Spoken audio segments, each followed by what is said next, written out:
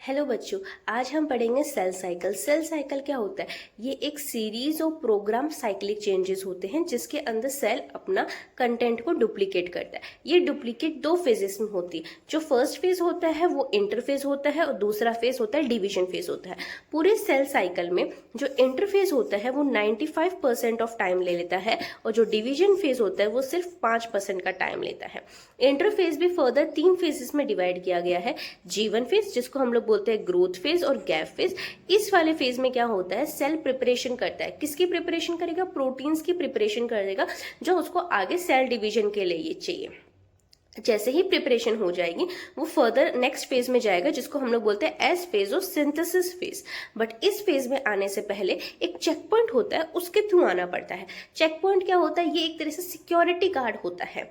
ये देखता है कि जो प्रिपरेशन सेल ने G1 फेज में की है वो सही है कि नहीं। अगर वो सही नहीं है तो उसको अंदर नहीं आने देगा। अगर प्रिपरेशन सही है तो फिर वो एस फेज में आएगा।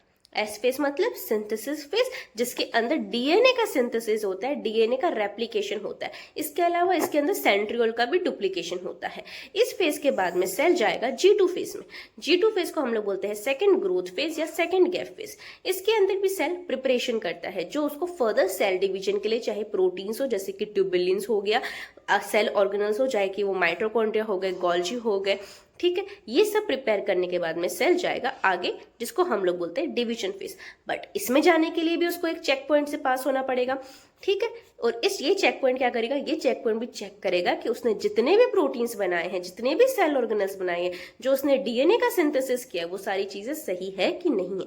अगर वो सही है तो वो आगे जाएगा डिवीजन फेज में, अगर वो सही नहीं है तो वो नहीं जाएगा, यहीं पे स्टॉप हो जाएगा।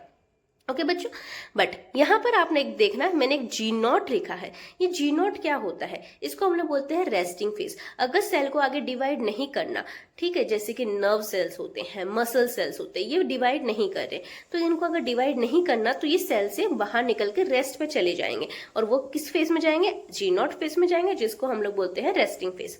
ओके चलो, अगर अब सेल अगर डिवीजन फेज में चला गया तो क्या होता है? तो डिवीजन फेज में भी दो तरह से डिवीजन होता है। दो तरह से नहीं, दो पार्ट में होता है। पहले उसका न्यूक्लियस का डिवीजन होगा, फिर उसका साइटोप्लाज्म का डिवीजन होगा।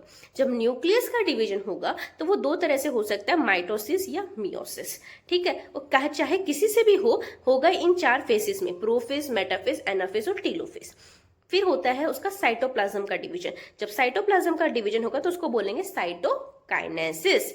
ओके, और लास्ट में जैसे ही ये एम फेज और ये डिवीजन फेज खत्म होगा, हमें क्या मिलेगी? डॉटर सेल मिलेगी। अब अगर जो सेल है वो माइटोसिस के थ्रू डिवाइड हो रहा है तो हमें कितनी डॉटर सेल मिलेगी? 2 डॉटर सेल। अगर वो मियोसिस के थ्रू डिवाइड हो रहा है तो हमें कितनी डॉटर मिलेगी? 4 डॉटर सेल्स। ओके बच्चों, तो आपको पूरा का पूरा सेल साइकिल समझ में आया? तो ऐसे ही शॉर्ट्स में समझने के लिए stay tune with me. Thank you.